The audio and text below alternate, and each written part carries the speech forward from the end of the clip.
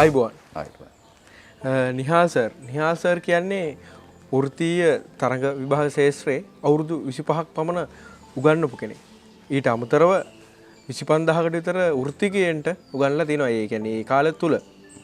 එතකොට මෙන්න මේවත් එක ගත්තාම නිහාල් සර් කියලා කිව්වහම ඕනි කෙනෙක් රජයේ සේවකයෙක්ද වෘත්තියෙක් ඕනි කෙනෙක් දන්නවා. අපි ඒක දන්නවා. එතකොට මේ අලුතෙන් බුද්ධි තරංගා කියලා එකක් සම්බන්ධව කතිකාවතක් යනවා එළියේ. මොකද්ද මේක සම්බන්ධව මොකද්ද මේ මිනිස්සුන්ට කුතුහලයක් තියෙනවා. ඔව් මෙහෙමයි. අපි මගේ රාජ්‍ය සේවයේ අත්දැකීමත් එක්ක වසර 25ක් විතර අපි මේ වෘත්තීය තරඟ විභාග ශාස්ත්‍රයේ විශේෂයෙන්ම මේකට මේ අධ්‍යාපනය ලබා ගන්න ඉන්න විශාල පිරිසක් මම හිතන්නේ ලක්ෂ 5කට 10කට ආසන්න සංඛ්‍යාවක් මගෙන් ඉගෙනගෙන තියෙනවා. ඒ කියන්නේ මට රාජ්‍ය සේවයට ගියාට පස්සේ මට හිතුණා මගෙන් යමක් මේ නිදහස් අධ්‍යාපනය තුළ මගේ ළමුන්ට වෙන්න ඕන කියන කාරණාව. ඒ තුළ මම මගේ සාමාන්‍ය වෘත්තියට හානියක් කරගන්න නැතුව මම ආරම්භ කළා උපකාරක පන්ති මාලාවක් විශේෂයෙන්ම රාජ්‍ය පරිපාලන සේවය, අධ්‍යාපන පරිපාලන සේවය, නීති සේවය මේවයි වාර්ෂිකව අතිවිශාල සංඛ්‍යාවක් අයදුම් කරනවා. ඔවුන්ට සහනදායී ක්‍රමයකට මගේ අධ්‍යාපනය මම ගොඩේ ලබා දෙන්නයි මගේ මේ ව්‍යාපාරය ආරම්භ කළේ. මේකෙන් මම මුදල් ලබා ගැනීමේ චේතනාවෙන් ආරම්භ කරපු වැඩසටහන නෙවෙයි. මේ හරහා මම දැනටමත් 25000කට වැඩි වෘත්තිකයෝ බිහි කරලා තියෙනවා. විශේෂයෙන්ම රාජ්‍ය පරිපාලන ශාස්ත්‍රය, අධ්‍යාපන පරිපාලන ශාස්ත්‍රය, නීතිඥයෝ ඊළඟට තානාපති සේවයට පමණක් මගෙන් 48කට 50කට ආසන්න සංඛ්‍යාවක් තානාපති සේවයට ගිහිල්ලා තියෙනවා. ඒ නිසා මට හිතුණා මේ සේවාව මේ මන් ලබා දීපු වෘත්තිකයෝ 25000ක් විතර බිහි කරාට එහා ගිහිල්ලා මගෙන් මං නිදහස් අධ්‍යාපනයෙන් මම ඉගෙනගත්ත මිනිස්සෙක් හැටියට මගෙන් මුළු දැයටම නැත්තම් මුළු ජාතියටම යම් සේවාවක් දෙන්න. ඒ තුල ඒ හරහා තමයි මට අලුත් අදහසක් නිර්මාණය වුණා විශේෂයෙන්ම මේ YouTube නාලිකාවක් ආරම්භ කරන්න. ඒක තමයි මේ ඔය බුද්ධි තරංගා කියලා ওই මහ ජනතාව අතර දැන් ලොකු කසුකුසුවක් කියන්නේ මොකද්ද මේකෙන් කරන්න කියන කාරණාව පිළිබඳව. මේක ඇත්තටම මේ මුදල් හම්බ කරගීමේ මේ චේතනාවෙන් ආරම්භ කරන්න බලාපොරොත්තු වෙන වැඩසටහන නෙමෙයි. සුවහසක් මේ දැයේ දූ දරුවෝ ඉන්නවා මේ විශේෂයෙන් පන්තියකට ගිහිල්ලා මුදලක් ගෙවලා ඉගෙන ගන්න බැරි. අන්න ඕන් වෙනුවෙන් නම් සේවාවක් කරන්න තමයි මම මේක ආරම්භ කළේ. අපි දන්න විදිහට මේ වෙලාවේ YouTube නාලිකාවක් ආරම්භ කරනවා කියන්නේම රේටින් ලබා එහෙම නැත්නම් සබ්ස්ක්‍රයිබ්ස්ලා ලබාගෙන ඒ කියන්නේ සල්ලි හොයන අරමුණක්ම තමයි තියෙන්නේ. එතකොට ඒ වගේම තමයි මේකට විශාල මුදලක් වැය කරන්න ඕන. මේකේ ලොකු කාර්යභාරයක් තියෙනවා මේ අපි කතා කරන එක පිටිපස්සේ. ඒතකොට අන්න ඒක දැන් මුදලක් වැය කරනවා නම් මුදලක් හොයාගන්න ඕන කියන එක සාමාන්‍ය බිස්නස් සඳහා. නමුත් එතකොට නිහාල් සර්ට තියෙන්නේ මේක වෙන්නේ මොකද්ද නිකන් ඒ මියදම කොහොමද පියව ගන්න මොකද්ද ඒකට ඒක අදහස් වුණාන්. ඇත්තටම මම මගේ වෘත්තියට අමතරව මම ඔබ දන්නා කාර්යයට මම හිතනවා මම චිත්‍රපට පවා නිෂ්පාදනය කරපු නිෂ්පාදකයෙක්. ඉතින් ඒ නිසා මේ මුදල් පිළිබඳ නෙමෙයි මගේ අදහස. මුදල් අවශ්‍යයි මේ වැඩ කරන්න. මුදලට එහා ගිය සේවාවක් මගෙන් වෙන්න පුළුවන් නම් රටේ ජනතාවට මම අන්න එතනයි මේ බලාපොරොත්තු වෙන්නේ මේකෙන්. මේක තව තවත් මගේ මේ දැනුමෙන් ප්‍රයෝජනෙ ගන්න සංඛ්‍යාව වැඩි කර ගැනීම තමයි. නැතුව මේ ඇත්තටම මේ නාලිකාවක් ආරම්භ කළා මේක රේටින්ග්ස් වැඩි කර මම හිතන්නේ මට රේටින්ග්ස් පිළිබඳවත් මේ ග්‍රාහකයෝ පිළිබඳ ලොකු ප්‍රශ්නයක් වෙයි කියලා. මොකද ලංකාවේ එහෙම සඳහන් කරන්න කොහොමද කියන්නේ ග්‍රාහකයෝ පිළිබඳව තමයි ප්‍රශ්නයක් තියෙන්නම channel එකක් පටන් ගනිද්දී. ඒකට නිහාල් සර්ට කොහොමද එහෙම මේක ප්‍රශ්නයක් නැති වෙන්නේ? ඒකයි. මොකද මම දැනටමත් මේ ලක්ෂ සංඛ්‍යාවකට අති විශාල පිරිසකට මගෙන් අධ්‍යාපනය ගත කිසිම කෙනෙක් මගේ මේ අවුරුදු 25ක ශේෂ්ත්‍රය තුළ ඔබට ආරංචිද මම දන්නේ නැහැ. කිසිදු කෙනෙක් මම විවේචනය කළා නැහැ. මොකද මම කටපාඩම් කරලා ඔය අද බහුතරයක් ඇටජාරාවට බිහිවිච්ච උපකාරක පන්ති ගුරුවරු ඉන්නවා. ඔවුන් මේ කොහෙන් හරි මොනවා හරි ටිකක් කටපාඩම් කරගෙන උගන්වන. එහෙම එකක් මගේ නෑ. මම මගේ මේ ඇඟේ තියෙන බුද්ධි පරීක්ෂණය තමයි නැත්නම් මගේ ඇඟේ තියෙන අවබෝධය සාමාන්‍ය දැනීම තමයි මේ ලෝකවාසී ජනතාවට ලබා දීලා තියෙන්නේ. ඒ නිසා මගේ අවශ්‍යතාවය තියෙන්නේ මේක මේ ග්‍රාහකයෝ මට මන් දන්නවා මේක පටන් ගත්ත ගමන් මම බලන්න මේ තව මාසෙකින් මේක ලක්ෂ 10 පන්නලා මට ග්‍රාහකයෝ පිරිසක් එකතු වෙයි. මොකද ඒ තරම් මේවට මේ ශේෂ්ත්‍රයට මෙවැනි දෙයක් කරන්න YouTube නාලිකා කොච්චර ආරම්භ කළත් මෙවැනි දෙයක් කරන්න තාමත් කවුරුවක් හිතලා නැහැ. ඒ කියන්නේ මේ සාමාන්‍යයෙන් ජනමාධ්‍ය තියෙන එක්ක විනෝදාස්වාදය සඳහා එහෙම නැත්නම් අධ්‍යාපනයේ සහ විනෝදාංශ වගේ කාරණා 4-5කට තමයි මූලිකව වෙන් උනේ. ඒක ඔබ එකෙන් තෝරගෙන තියන්නේ අධ්‍යාපනය කියන කොටස. ඒක හරි අමාරුයි ඒක ගමන යන්න. නමුත් ඔබ එහෙම තෝරා ගැනීමට අදහස් ඇයි ඒ කියන්නේ මං අහන්නේ දැන් මේ channel එක හදන එක නෙවෙයි මේක තෝරගෙන තියෙන අධ්‍යාපන ධාරාව. එහෙම ධාරාවක් තෝරගත්තේ නෑ. ඔන්වන් මම මේකයි මෙතන තියෙන ගැටලුව තමයි මේ බොහෝ අයගේ මේකේ තියෙන ව්‍යාපාරික මානසිකත්වයක් නේ. මට ඇත්තටම ආවේ ව්‍යාපාරික මානසිකත්වයට එහා ගියපු මේ මම ඇත්තටම ව්‍යාපාර කරන්නේ නැහැ. මම ඇත්තටම අධ්‍යාපන ශාස්ත්‍රයේ ඉන්න පුද්ගලයෙක්.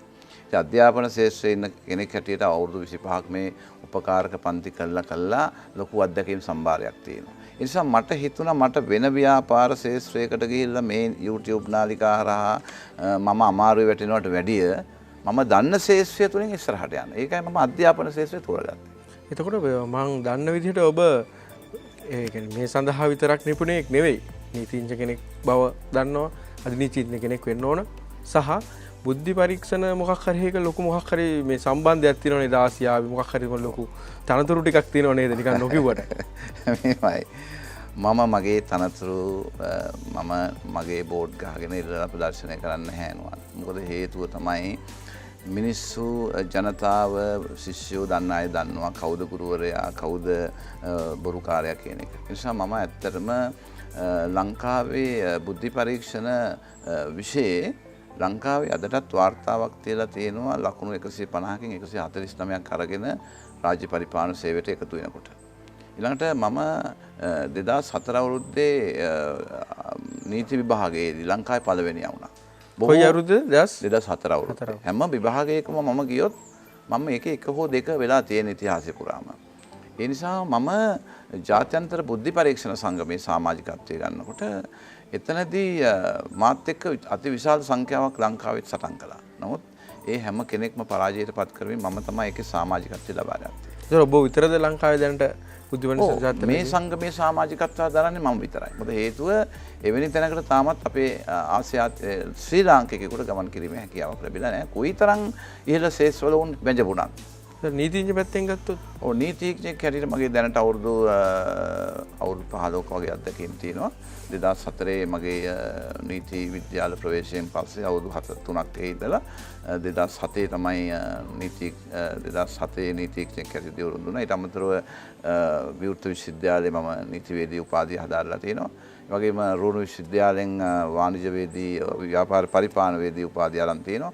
ඒ වගේම එංගලන්තයේ වුල්හැම්ප්ටන් විශ්වවිද්‍යාලයෙන් මගේ නීතිය පිළිබඳ ආචාර්ය උපාධියත් සම්පූර්ණ කරලා තියෙනවා. ඒකේ නීතිය පිළිබඳ පශ්චාත් උපාධියක් දෙකම සම්පූර්ණ කරලා තියෙනවා. ඒ අතරතුර රාජ්‍ය පරිපාලන ශාස්ත්‍රයේත් ඉහළම තැනට පැමිණියා නේද? මම දන්න විදිහට පෞද්ගලික කාලේ හිටියා රෙජිස්ටර් ජෙනරාල් වෙලා. ඊට කලින් සෞඛ්‍ය අමාත්‍යාංශය වැඩ කරා කියලා දන්නවා අතිරේක ලේකම් විදිහට. ඊට අමතරව ලොකු ආයතන ගණනාවක වැඩ කරලා තියෙනවා මට මතක හැටියට.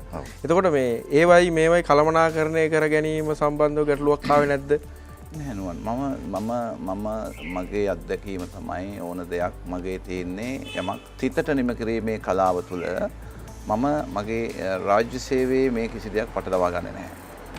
ඒක වෙනම පැත්තක ගමන් කරනකොට මගේ මේ සෙනසුරාදා ඉදලා මගේ මේ නිකරුණේ ගත කරන කාලය තුළ මම උපරිම උත්සාහ කළා තියෙන මගේ ඔය අධ්‍යාපන ශාස්ත්‍රය හරහා රටේ ඉන්න ජනතාව දැනුවත් කරනවා. ඉතින් කිසිම අවස්ථාවක මට මම තනතුරු හොයාගෙන ගිහිපු කෙනෙකුත් නෙමෙයි. මට ලැබෙන්න ඕන වෙලාවට තනතුරු ලැබුණා.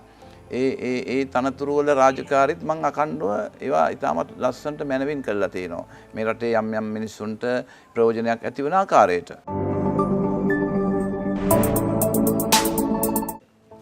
ඩේටා මත පදනම්ව තමයි මේ සියලුම දේවල් දැන් වෙන්නේ.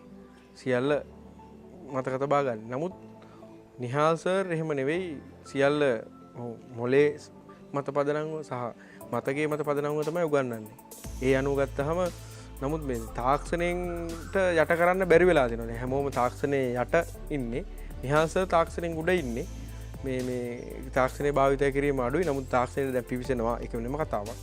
එහෙම කොහොමද ඉන්නේ දැන් මේ අවුරුදු 25ක් විතර ඒවා සියලු යාවත් කාලේ වෙමින් අනික් කට්ටියට අභියෝගයකුත් තියෙනවා නොකිව්වට. නමුත් ඔවුන් එහෙම පිළිගන්නේ නැහැ ඉතින්. නමුත් ඇත්තම කතාව එහෙම එකක් තියෙනවා. එතකොට කොහොමද මේක මේ දිගට යන්නේ? නුවන් මෙහෙමයි. මම අවුරුදු 25ක මගේ අත්දැකීම් ඊටත් එහා. මොකද මම මේ ශාස්ත්‍රයට ප්‍රවිෂ්ඨ වුණාට පස්සේ මගේ යවත් කාලීන වෙන දැනුම අවුරුදු 25ක් තිස්සේ නිරන්තරයෙන්ම ඒක සිද්ධ වෙනවා. මොකද හේතුව හැම දවසකම දවසට පැය 2ක් හෝ 3ක් ලෝකේ ඇතිවෙච්ච වෙනස් වීම් පිළිබඳව මම ගවේෂණයක යෙදෙනවා. හැමදාම රූපවාහිනී ප්‍රවෘත්ති අහනවා. ඒ හරහා මම මගේ පුවත්පත් කියවනවා. ඒ හරහා මම මේ පිළිබඳ සවිඥානික දැනුමකින් යුක්තව ඉන්නවා. නිසා මට මේ අන් අයගේ අභියෝගයක් මට ඇත්තේ නැහැ. මම ඒ අභියෝග සලකන්නෙත් නැහැ. හේතුව මම මේ බලාපොරොත්තු වෙන්නේ ඇත්තටම මේ රටේ සුවහසක් ජනතාව වෙනුවෙන් යම් සේවයක් කරන්නනේ. ඒකට මම ඒ වෙනුවෙන් මම නිරන්තරයෙන් සැදී පැහැදී ඉන්නවා. ඒ නිසා මට මේ දැනුම කියන දේ අලුතෙන් ගවේෂණය කිරීමේ අවශ්‍යතාවයක් නැහැ. මොකද මම ඩේටා මත පදනම් නොවුනත් මම හැමතිස්සෙම උත්සාහ කරනවා අලුත් දෙයක් මගේ ශිෂ්‍යයන්ට දෙන්න. ඒක ශිෂ්‍යෝ දන්නවා. එතකොට මේ බුද්ධි තරංගා කියන මේ channel එක ඉස්සරහදී මොන වගේ තත්යකට ගෙන යන්න ඔසවා තබන්න ඔබතුමාගේ අදහසක් තියෙනවද? ඒකෙදි ආර්ථික වාසියක් එයිද? මොන වගේ අදහසක්ද තියෙන්නේ? මොකද්ද මේකෙන් වටපිටාව ඉස්සරහට මොන වගේ තැනකට මේ බුද්ධි තරංගා තල්ලු කරනවද? ඔව්. මේක මට නවම අත්දැකීමක් වුණා. මොකද මේකෙන් මගේ ලොකු දැක්මක් තියෙන, ලොකු පරමාර්ථ තියෙනවා, ලොකු අභිමතාර්ථ තියෙනවා මේකෙන් මට සාධනය කරගන්න. හේතුව මේක මේ රටේ සුවහසක් දරුවන්ගේ එකම මේ ශේෂ්ත්‍රයේ තියෙන මේ වෙනුවෙන්ම වෙන් වෙච්ච එකම නාලිකාව වෙයි කියලා මගේ දැඩි විශ්වාසයක් තියෙනවා. මොකද අද ලංකාවේ වසරකට මේ තරංග විභාග ශේෂ්ත්‍රයට යොමු වන සංඛ්‍යාව ලක්ෂ 2-3කට ආසන්න සංඛ්‍යාවක් ඉන්නවා. ඔවුන්ට මේ බුද්ධි පරීක්ෂණය පිළිබඳ උන්ට ලොකු පිපාසාවක් තියෙනවා. හරි ගුරුවරයෙක්ගෙන් මේ දේ ලබා ගන්න. ඉතින් එහෙම එකක් නැහැ අද ලංකාවේ. මොකද අපි භෞතිකව පන්ති කරනකොට අපි ළඟට එන්න පුළුවන් වෙන සීමිත සංඛ්‍යාවකට පමණයි. ඒ කියන්නේ මම අද ගාල්ලේ පන්ති කරනකොට මට හෙට ගිහිල්ලා නුවර කරනකොට ඒ දවස් දෙක ඉවරයි. ඒකට මගෙන් බොහෝ අය මේ බුද්ධි පරීක්ෂණයක ඇතුළු අනෙක් විෂයන් මගෙන් බලාපොරොත්තු වෙනවා. නමුත් මට දෙන්න බෑ. ඒ කියන්නේ වෘත්තීය තරඟ විභාගයකටදී ආවොත් ගැටලුවක් YouTube එකට ගියා බුද්ධි තරංගා කියලා හරි නිහාල් සර් කියලා හරි ගැටලු හරි ගැහුවොත් ටක් ගාලා බලා ගන්න පුළුවන් ඉදිරියේදී. අනිවාර්යයෙන් ඒ විදිහට තමයි අපි මේක සකස් කරන්නේ. මේක ඕනෑම මේ ශේෂ්ත්‍රයට දාලා ඕනෑම ගැටලුවක් මෙතෙන්ට ගිහිල්ලා निराකරණය කරගන්න මට්ටමම පත් කරලා දෙනවා. අභියෝගයෙන් නැති වෙයිද එතකොට? බොහෝ අභියෝගයි. නමුත් ඒ අභියෝග වලට නොසැලී ඉතාමත් ශක්ති සම්පන්නව මම ඉදිරියට ගමන් කරනවා. මොකද හේතුව මම මේ අවුරුදු 25ක මේ දැවැන්ත ඉතිහාසයක් තියෙන මේ ශේෂ්ත්‍රයේ. ඒ නිසා මට හිතෙනවා කිසිම අභියෝගයක් නැහැ කියලා. ඉතින් මම ගණන් ගන්නෙත් නැහැ එහෙම අභියෝගාවත්නවා. මොකද මට ඒ ශක්තිය තියෙනවා. ඒ ඕනම අභියෝග කියන්නේ මිනිස්සුන්ට මේ බයේ සැඟවෙන දේවල් නෙමෙයි. අභියෝග වලට මෝන දීලා ඒවා ශක්ති සම්පන්නව නැගිටලා ඒවා ජයග්‍රහණය කළ යුතු වෙනවා. මගේ ජීවිතේ පුරාම තියෙන අභියෝග ජයගත්ත දේවල්. නිහාල් සර්ට්ගේ ඉන්න රජයේ සේවයේ හෝ වෙනත් වෘත්තීය වල එහෙම මේ වෙනකොට ඉන්න දැවැන්තම පුද්ගලයා කවුද ඔබතුමාගේ ඉගෙන ගත්තා? මගෙන් වන් තානාපති සේවයේ ලංකාවේ තියෙන ප්‍රධානම වෘත්තිය ඒක තමයි. මොකද ඕන කෙනෙක් බලාපොරොත්තු වෙනවා මේ උපාධියක් ගත්තට පස්සේ තරඟ විභාගය හරහා තානාපතිවරයෙක් වෙන්න. එවැනි අය 48කට 50කට ආසන සංඛ්‍යාවක්. දිසාපතිවරු අතිරේක දිසාපතිවරු ඉන්නවා. අතිරේක ලේකම්වරු පවා ඉන්න මගෙන් ඉගෙන ගත්ත මේ ශේෂ්ත්‍රයට ප්‍රවිෂ්ඨ වෙච්ච. ඒ නිසා දිසාපතිවරු, අතිරේක දිසාපතිවරු, ප්‍රාදේශීය ලේකම්වරු, සහකාර නියෝජ්‍ය කොමසාරිස්වරු මේ මට්ටමේ බොහෝ අය අධ්‍යාපන ශේෂ්ත්‍රයේ අධ්‍යාපන අධ්‍යක්ෂකවරු, නීතිඥයෝ අති විශාල සංඛ්‍යාවක් ඉන්නවා. ඒ කියන්නේ නිහාල් සර්ගෙන් තමයි ඉගෙන ගත්තේ. ඒ ඉගෙනගෙන තමයි මම මේ තැනට ආවේ කියලා එහෙම කිව්වහමත් එතන ලොකු ඉඩක් හම්බ වෙනවා. ඉතින් මොකද නිහාල් සර්ගෙන් ඉගෙන ගත්ත කට්ටිය එතනත් ඇත්තේ. අනිවාර්යයෙන්. ඕනුත් මට මේකට ඕන් තමයි මගේ මාව දිරිමත් කරේ මේ වගේ නාලිකාවක් ආරම්භ කරන්න කියලා. මම හිතන්නේ ඕන් මට උපරිම සහයෝගය මේ වෙනුවෙන් ලබා දෙයි මේක තා කෙටි කාලයක් තුළ ජනතාව අතර ජනප්‍රිය කරන්න. එතකොට අවසාන වශයෙන් කිව්වොත් මේක බලන්න ඕනි පිරිසක් ඉන්නවද? කාටද බලන්න කියලා ආරාධනා කරන්නේ? ඇත්තටම නුවන් මේ මම කිව්වේ වසරකට ලක්ෂ සංඛ්‍යාවක් මේ බුද්ධි පරීක්ෂණය කියන විෂයට ලංකාවේ මුහුණ දෙනවා.